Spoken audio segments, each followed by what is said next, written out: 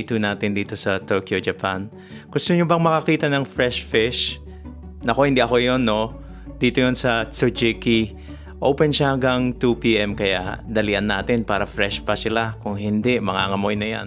Once na makita mo ito, alam mo na malapit ka na talaga sa Tsukiji Market.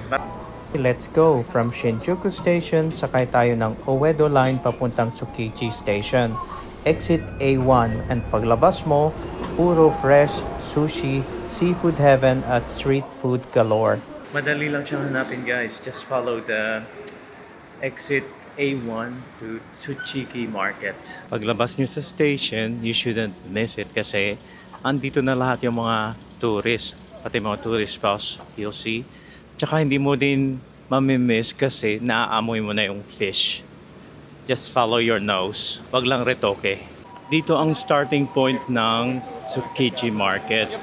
Hindi ko alam kung ilang beses ko na yan i-mention sa inyo para hindi niyo makalimutan kung anong pangalan niya. Sabi nila sa YouTube at saka sa TikTok, tourist trap daw to kasi medyo mahal ang mga pagpapresyo nila. Pero you only live once, just do it. Diba na-mention ko sa inyo na hindi ako mahilig sa fish.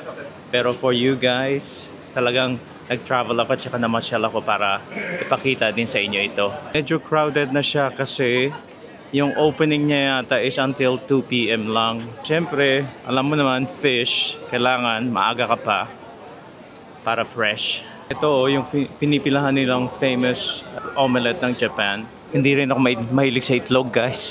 Alam na kung anong hilig ko, hotdog lang naman. Yan ang pinipilahan nila dyan. Nakita niyo kumakain. Galing niya kumain ng itlog. Sige, explore pa natin yung market. Ano pa bang mga tinda nila dito? Mga dried fish. Lahat ng uri ng isda dito na yata. Pero pag ayaw mo bumili, meron din silang free taste. Lakad-lakad ka na lang, tsaka magpalit ka ng t-shirt every time. O pag uwi mo, busog ka na. Kaya kung mahilig kayo sa fish, don't miss out on this market. O, tingnan mo, amoy pa lang, ulam na. Imagine, araw-araw ka dito, naamoy mo lahat ng fresh food. Nako, tataba talaga tayo niyan sa amoy pa lang. Kumakain naman ako dati ng isda. The only thing is, it's not widely available sa Netherlands kasi mas mahal ang isda kaysa sa karne. I think I got used to eating meat instead of fish. Marami din pala silang iba't ibang tinda dito, guys. Akala ko fish lang. Pero nagtitindan din sila ng knives. Kayo, ano bang favorite type of fish ninyo? Ako kung makakauwi ako sa Pilipinas, gusto ko ng milkfish o kaya yung galunggong. Maganda talagang mag-presentation ng mga Japanese. O dito naman siguro ako makakakuha ng, akala ko barbecue. Fish pala, o tingnan yung raw. Itong gusto ko yung dried squid. Ano yan, pusa? Ito sa po. Grabe. Dito sa side na to, mas marami ang vegetable at saka fruits. Hindi mo to talaga mamimiss. Amoy isda siya, guys. Dito naman yung fresh produce kung gusto mo sigurong iuwi sa bahay. Ano kaya yung mga bola-bola na yan? May kumakanta ditong babae, sabi niya seafood. Manonood lang daw yata siya, seafood. Maliit lang siya. I think within 20 minutes, malilibot mo na lahat. Ano kaya pinagkakaguluhan nila dito? Oh, scallops daw. Wow, kumakanta pa si yung chef natin dito. Wagyu sushi. Meron din palang wagyu sushi. Ano kaya naman pinagkakaguluhan nila dito?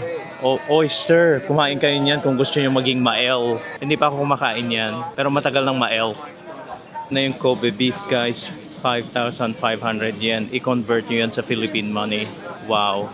Every bite, every bit, 100 or 200 pesos na. Ito siguro yung most popular sushi store kasi ang haba ng pila, oh. Tsaka pinagkakaguluhan siya. Hindi masyadong available ang chairs most of the time.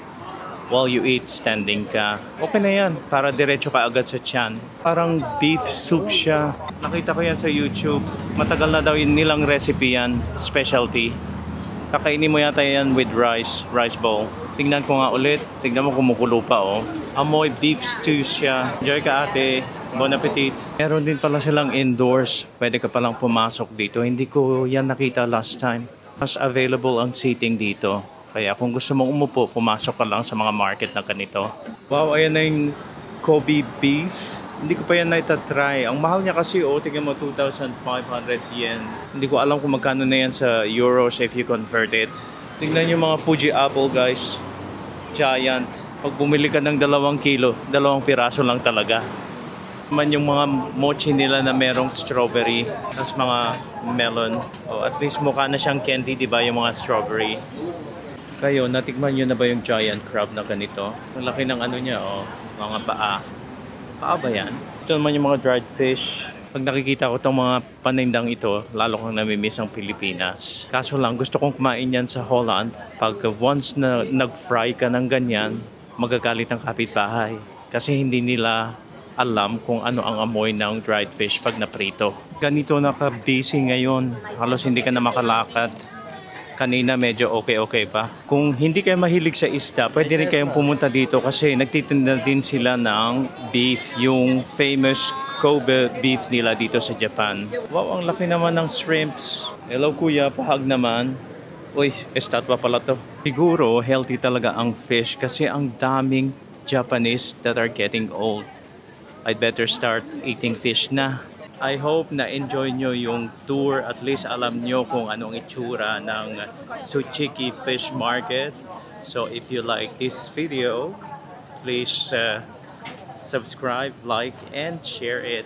Lagi ko kayong isasama sa mga trip ko. Kung anong nakikita ng mata ko at saka naaamoy ko, may experience nyo din. Kaya wag nyo kalimutan. Subscribe kayo ha. Sige. Sayonara from Japan.